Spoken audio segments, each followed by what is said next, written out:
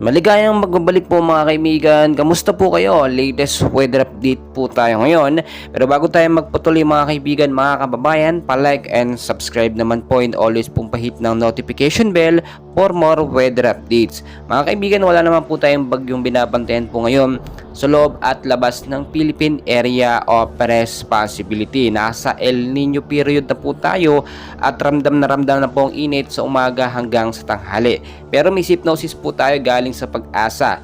Easterlies po or yung mainit na hangin galing po sa Pasipiko ang nagbibigay po ng pag-uulan sa ilang bahagi po o eastern section ng ating bansa. Ito po mga area na siyang apektado po ng easterlies, kasama na po ang mga localized thunderstorm. Sa Southern Leyte po, Dinagat Island, Surigao del Norte at Surigao del Sur ay makakaranas po o posibleng makaranas po ng maulap na panahon bukas po yan, at posibleng magkaroon din ng mga isolated light rains to heavy rainfall pagdating sa gabi. Ngayong hapon, ang ilang bahagi po ng ating bansa apektado po ng easterlies, no? At dito naman mga kaibigan sa Metro Manila at ilang bahagi ng ating bansa, ganun din po, posible ding maulap na panahon ng maranasan with isolated rain showers or thunderstorm.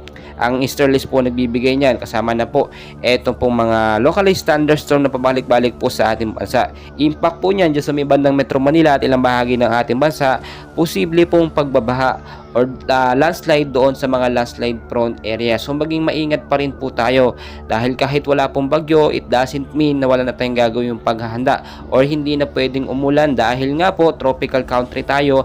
Kahit po mainit, nagkakaroon po ng mga pag-uulan. Kasama na nga dyan yung easterlies na mainit na hangin galing Pasipiko, nagbibigay po yan ng pag-uulan sa ilang bahagi ng ating bansa. Mga kaibigan, for more weather updates mga kaibigan, maraming salamat po.